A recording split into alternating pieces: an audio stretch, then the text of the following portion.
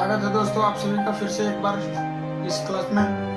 और चलिए मैं आज ITI बिहार ITI के लिए जो मैं क्लास लेने वाला हूँ वो इसका टॉपिक आज का है त्रिभुज। त्रिभुज इसे इंग्लिश में ट्रायंगल कहते हैं। ठीक है, तो हम लोग इसका कंप्लीट एनालिसिस देखेंगे, त्रिभुज का क्या होता है, पूरे चैप्टर को अच्छे से पढ़ेंगे। ठीक है, तो चलिए पहले हम लोग देखते हैं कि त्रिभुज कहते किसे हैं। त्रिभुज कहते किसे हैं, बेसिक से समझिए आप। ठीक है, बेसिक से समझिए डेफिनेशन इसका क्या होता है। त्रिभुज तीन भुजाओं से घिरा हुआ क्षेत्र, तीन भुजाओं से घिरा हुआ क्षेत्र ही त्रिभुज कहलाता है। ये जो होता है समतलीय क्षेत्र। ठीक है, हम लोग जो घन या घनाव पढ़ते हैं या फिर गोला पढ़ते हैं, ये हमारा जो होता है समतलीय क्षेत्र में नहीं आता है। समतलीय क्षेत्र में नहीं आता है। ठीक है, समतलीय क्षेत्र के कैटेगरी में ये नहीं होता है। ठीक है, समतलीय क्षेत्र के कैटेगरी में ये नहीं होता है। समतलीय क्षेत्र के कैटेगरी में क्या क्या होता है, त्रिभुज होता है, आयत होता है, वर्ग होता है, चतुर्भुज के जितने प्रकार होते हैं। ठीक है, ये सारे के सारे जो होते हैं ये क्या है, ये समतलीय क्षेत्र में आते हैं। समतलीय क्षेत्र क्या होता है, समतलीय क्षेत्र इसमें क्या होता है कि आपको ये 3D है, 3 डायमेंशनल है। ठीक है, ये 3 डायमेंशनल है और ये क्या होते हैं, ये 2 डायमेंशनल पे हम लोग इसको ज्यादातर पढ़ते हैं। ठीक है, 2 डायमेंशनल पे पढ़ते हैं, इसलिए समतल है। ठीक है, इसका कोई तल नहीं, समतल है। ठीक है, हर तरफ बराबर है, तो ये समतलीय क्षेत्र के अंतर्गत आता है। जबकि घन घनाभ गोला ये जो है ये समतलीय क्षेत्र के अंतर्गत नहीं आता है। तो हम लोग आज पढ़ेंगे समतलीय क्षेत्र में एक जो टॉपिक आता है वो है त्रिभुज। त्रिभुज हम लोग पढ़ेंगे, त्रिभुज के क्या प्रकार हैं, त्रिभुज कितने प्रकार के होते हैं, त्रिभुज का परिमिति, क्षेत्रफल। ठीक है, ये सारे हम लोग पढ़ेंगे आज। तो चलिए स्टार्ट करते हैं हम लोग। त्रिभुज क्या कहते हैं, किसे कहते हैं। तो तीन भुजाओं से घिरा हुआ क्षेत्र जो होता है उसे हम लोग त्रिभुज कहते हैं। तीन भुजाओं से घिरा हुआ क्षेत्र। ठीक है, तीन भुजाओं से घिरा हुआ क्षेत्र, तीन भुजाओं से घिरा हुआ क्षेत्र को हम लोग त्रिभुज कहते हैं।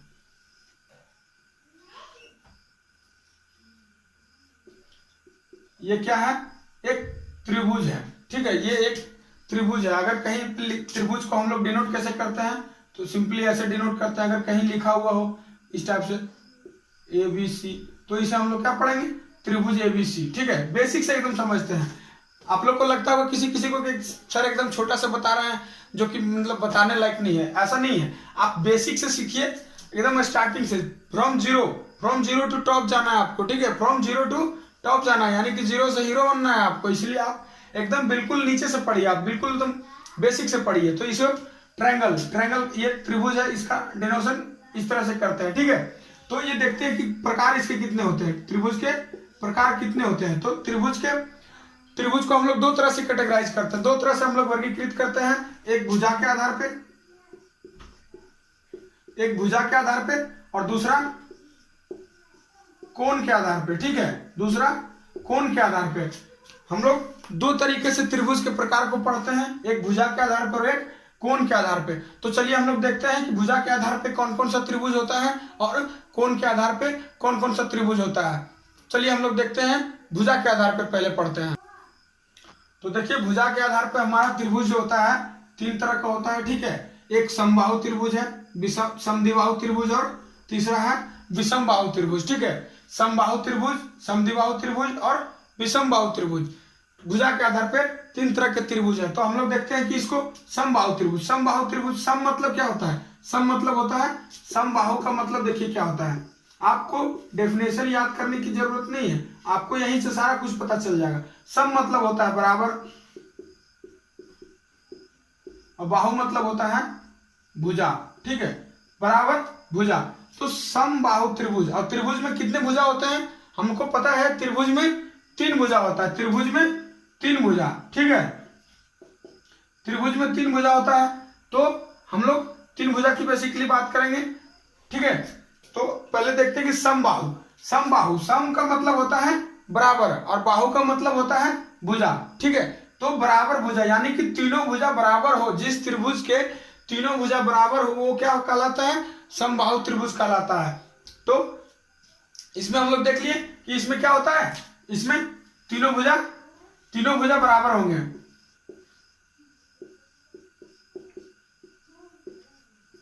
तीन भुजा बराबर, ठीक है।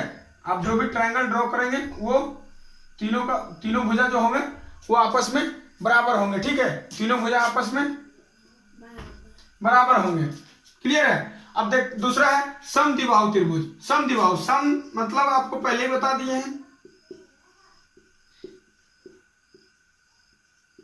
ठीक है। अलग अलग करके इसको देखिए, सम मतलब बराबर पहले ही बताया आपको, और द्वि मतलब होता है दो, ठीक है। द्वि मतलब दो, यानी कि कितना, आपको यहीं से पता चल रहा होगा कि इसमें कितना भुजा बराबर होगा, दो भुजा बराबर होगा। यानी कि जिस त्रिभुज के दो भुजा आपस में बराबर हो वो क्या कहलाएंगे, समद्विबाहु त्रिभुज, ठीक है। तो इसमें दो भुजा बराबर।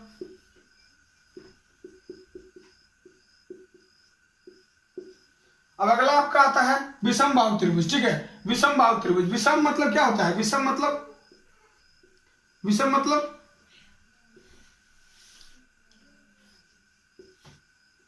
अलग। विषम मतलब होता है अलग, बाहु मतलब भुजा, यानी कि अलग भुजा। आपको यहां से नाम से पता चल रहा होगा कि इसमें कितने भुजा बराबर होंगे। कितने भुजा बराबर होंगे, कोई भी नहीं, ठीक है। बहुत अच्छा आंसर, कोई भी नहीं। अलग तीनों भुजा जो होंगे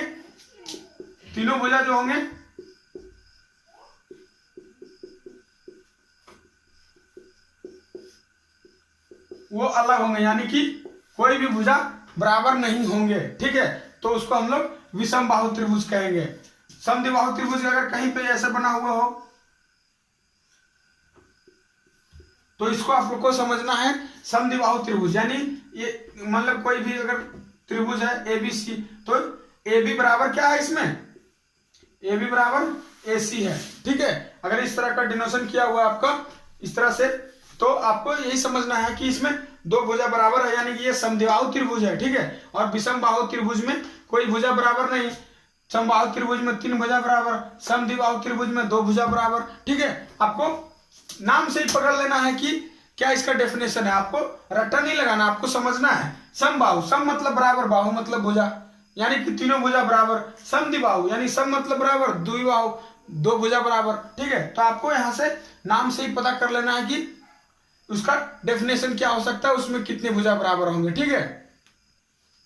तो देखिए अब अगला प्रकार आता है हमारा कोण के आधार पे, ठीक है। कोण के आधार पे त्रिभुज के कितने प्रकार होते हैं, तो कोण के आधार पे भी हमारे त्रिभुज के तीन प्रकार हैं, समकोण त्रिभुज, न्यून कोण त्रिभुज और अधिक कोण त्रिभुज। अब इन तीनों को समझने से पहले हम लोग समकोण, न्यून कोण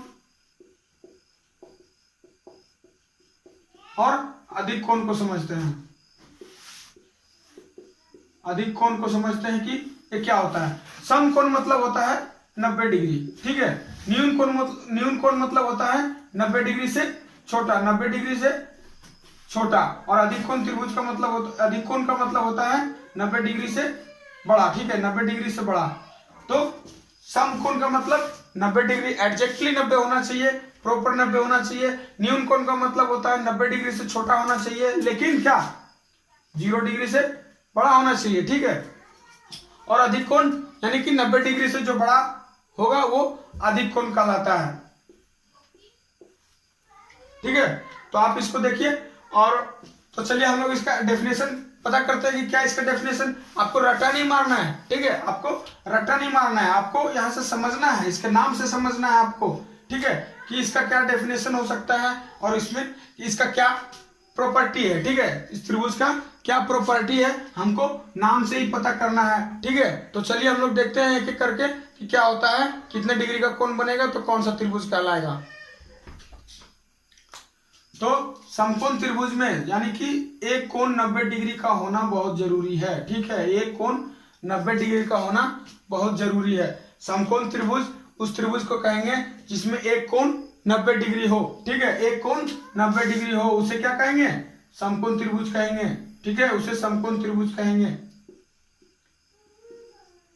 ये क्या है, एंगल बी जो है 90 डिग्री है, यानी कि कोण बी का मान 90 डिग्री है, तो इसको क्या कहेंगे कि ABC, त्रिभुज ABC एक समकोण त्रिभुज है। ठीक है, त्रिभुज ABC एक समकोण त्रिभुज है, इसमें एक कोण 90 डिग्री होगा ही होगा। ठीक है, दूसरा है न्यून कोण त्रिभुज। दूसरा है न्यून कोण त्रिभुज। न्यून कोण मतलब आपको पहले ही बता दिया हम कि उसका कोण कितना होगा, 90 डिग्री से कम, यानी कि जिस त्रिभुज में, ठीक है, जिस त्रिभुज का कोण 0 डिग्री से बड़ा हो, ठीक है, 0 डिग्री से बड़ा और 90 डिग्री से छोटा हो, ठीक है, 0 डिग्री से बड़ा और 90 डिग्री से छोटा हो, वो न्यून कोण कहलाता है। ठीक है, न्यून कोण त्रिभुज कहलाता है। और अधिक कोण त्रिभुज में क्या होगा, अधिक कोण त्रिभुज में क्या होगा, एक कोण जो होगा 90 डिग्री से बड़ा होगा। ठीक है, 90 डिग्री से बड़ा होगा। अधिक कोण त्रिभुज कैसे बनेगा, मान लीजिए ये है,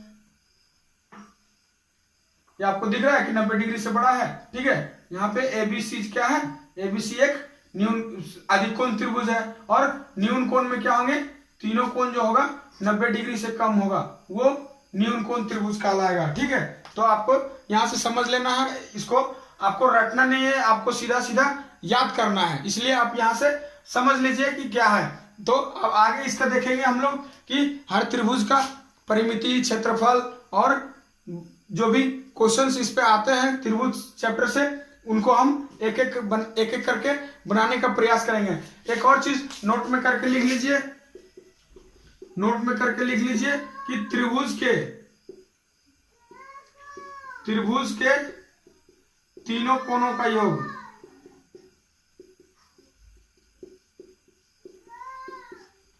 तीनों कोणों का योग 180 डिग्री होता है। ठीक है, त्रिभुज के तीनों कोणों का योग 180 डिग्री होता है। ये जब हम न्यून कोण त्रिभुज बनाएंगे, न्यून कोण त्रिभुज बनाएंगे तो ये तीनों कोणों का योग हमको 180 ही आना चाहिए। अगर 180 डिग्री से ज्यादा होता है तो त्रिभुज का फॉर्मेशन पॉसिबल नहीं है, यानी हम लोग ट्रायंगल को नहीं बना सकते हैं। दूसरा, सारे त्रिभुज, चाहे हम किसी भी प्रकार के त्रिभुज बनाएं, उसमें तीनों कोणों का योग हमको जो है 180 डिग्री ही आना चाहिए। अगर 180 डिग्री से ज्यादा होता है तो भी हमारा त्रिभुज नहीं बन सकता है, और अगर 180 डिग्री से कम होता है तो भी हमारा त्रिभुज नहीं बन सकता है। इसलिए ये आपको ध्यान में रखना होगा।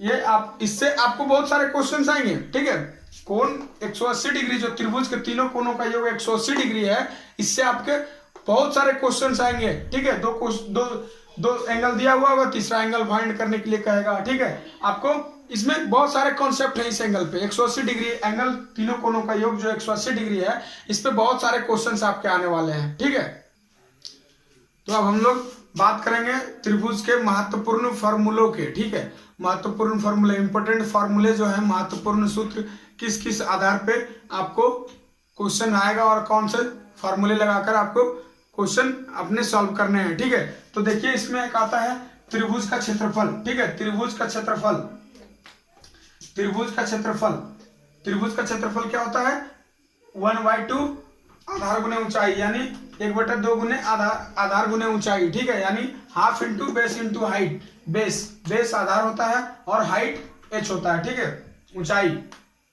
ये कौन से त्रिभुज के लिए होता है, ये समकोण त्रिभुज जब बना हुआ हो, समकोण त्रिभुज जब बना हुआ हो तो इसके लिए हम लोग इसका क्षेत्रफल जब निकालना हो, ठीक है, तो हम लोग इस फॉर्मूले को लगाएंगे। ठीक है, हम लोग इस फॉर्मूले को लगाएंगे, half into base into height. लेकिन देखिए एक और फॉर्मूला दिया हुआ है, त्रिभुज का क्षेत्रफल का एक और फॉर्मूला दिया हुआ है, √s into s minus a into s minus b into s minus c. ठीक है, तो अब हमको देखना है, यहां समझना है आपको। ठीक है, यहाँ पे आपको समझने है, क्या समझना है, यहाँ पे ये फॉर्मूला क्यों आया। जब त्रिभुज का क्षेत्रफल का एक फॉर्मूला है ऑलरेडी, तो ये दूसरा फॉर्मूला क्यों आया और कैसे आया, देखते हैं इसको। देखिए इसमें s क्या होता है, s क्या होता है, s होता है त्रिभुज के परिमिति का हाफ। ठीक है, त्रिभुज के परिमिति का हाफ, यानी half of perimeter of triangle. ठीक है, s इक्वल्स टू होता है a plus B plus C by 2। ये फॉर्मूले हमको कब यूज करने हैं, जब हमारा त्रिभुज विषम बाहु त्रिभुज होगा। ठीक है, जब हमारा त्रिभुज विषम बाहु त्रिभुज होगा तो हमको त्रिभुज का क्षेत्रफल निकालने के लिए हम ये फॉर्मूले का यूज करेंगे। ठीक है, यहाँ पे s क्या है, s equals to a plus B plus C by 2। A B C क्या है, ए बी सी जो है ये ट्रायंगल का तीनों साइड्स है, यानी कि त्रिभुज के भुजा है। ठीक है, मैं हिंदी और इंग्लिश दोनों में इसलिए बोलता हूं ताकि जिनको इंग्लिश में समझ में आ रहा हो हिंदी में समझ लेंगे, जिनको हिंदी में थोड़ा कठिनाई आ रहा हो वो इंग्लिश में समझ लेंगे आप। तो SAPC ये हमारा चारों टर्म इसमें क्लियर हो गया है। ठीक है, तो आप यहां से S निकालेंगे, S का वैल्यू यहाँ पुट करेंगे, ABC का वैल्यू आपको ऑलरेडी पहले से दिया हुआ होगा, आप वहां से निकाल सकते हैं। ठीक है, अब त्रिभुज की परिमिति देखिए। परिमिति क्या होता है? कोई भी घेरा। ठीक है, आपको मैंने पहले ही पिछले क्लास में जब मैंने वृत्त पढ़ाया था तो आपको मैंने वहां पे परिमिति का डेफिनेशन बता दिया था। जो लोग नहीं देखे होंगे वो वीडियो हमारे चैनल के प्लेलिस्ट में जाकर के आप वृत्त का क्लास कर सकते हैं वहां से। ठीक है, तो परिमिति क्या होता है? कोई भी क्षेत्र का घेरा। ठीक है, तो ट्रायंगल है, तो ट्रायंगल का घेरा क्या होगा? 3 भुजाओं से घिरा हुआ क्षेत्र, यही तो हमारा घेरा है। तो ABC ये तीनों को जोड़ करके हम त्रिभुज का परिमिति निकालते हैं। अब अगला आता है समबाहु त्रिभुज। समबाहु त्रिभुज आपको मैंने थोड़ी देर पहले ही बताया, समबाहु त्रिभुज जिसकी तीनों भुजा बराबर हो। अब उनका क्षेत्रफल निकालना हो तो उनके क्षेत्रफल बराबर होता है √3/4 भुजा स्क्वायर। इसको कहीं कहीं आपको ऐसा भी लिखा हुआ मिलेगा √3a²। इसमें आप कंफ्यूज नहीं कीजिएगा। ठीक है, √3a²। ए क्या है? ए समबाहु त्रिभुज का भुजा है। और ये रूट देखिए आप, √3 जो है, ठीक है, √3 जो आपका है ये 4 पे नहीं है। ठीक है, ऐसा नहीं कि √3 पूरा ऐसे, देखिए एक ऐसे होता है √3/400, यानी कि ये पूरे पे रूट है। लेकिन यहाँ पे ध्यान दीजिएगा, यहाँ पूरे पे रूट नहीं है, यहाँ पे सिर्फ 3 पे रूट लगा हुआ है, 4 जो है नीचे बटा में है। आप यहाँ पे गलती नहीं कीजिएगा। अब अगला फॉर्मूला देखिए है समबाहु त्रिभुज की ऊंचाई। समबाहु त्रिभुज की ऊंचाई, समबाहु त्रिभुज की ऊंचाई कौन सी होगी हम लोग देख लेते हैं। पहले ऊंचाई होता क्या है? ये मान लीजिए एक समबाहु त्रिभुज है। ठीक है, ये समबाहु त्रिभुज है। अब समबाहु त्रिभुज की ऊंचाई कौन सी होगी? तो शीर्ष से सामने भुजा पे डाला हुआ लंब, यही ऊंचाई है। आप इधर से भी डाल सकते हैं, आप इधर से भी डाल सकते हैं, कोई भी एक ऊंचाई डालिएगा, आपको तीनों बराबर ही मिलेगा, क्योंकि समबाहु त्रिभुज के तीनों भुजा ही आपस में बराबर हैं। इसलिए इनकी जो ऊंचाई होगी, किसी भी भुजा पे, किसी भी भुजा के शीर्ष पे से डाला हुआ लंब जो होगा, सामने वाली भुजा पे डाला हुआ लंब, वो उसकी ऊंचाई कहलाती है और वो बराबर ही होगा। ठीक है, तो समबाहु त्रिभुज की ये ऊंचाई हो गई। समबाहु त्रिभुज की ऊंचाई बराबर फॉर्मूला है √3/2 इंटू भुजा। भुजा क्या होगा? आपको कहीं कहीं यह भी मिला, लिखा हुआ मिल सकता है √3/2 इंटू a। ठीक है, √3/2 इंटू a। अब अगला आता है समबाहु त्रिभुज की परिमिति। तो समबाहु त्रिभुज की परिमिति, यहां देखिए त्रिभुज की परिमिति में तीनों भुजाओं का योग है a + b + c। लेकिन वही अगर समबाहु त्रिभुज अगर हम लोग डायरेक्ट डिफाइन करते हैं कि ये समबाहु त्रिभुज है, तो समबाहु त्रिभुज की परिमिति बराबर हो जाता है 3 गुने भुजा।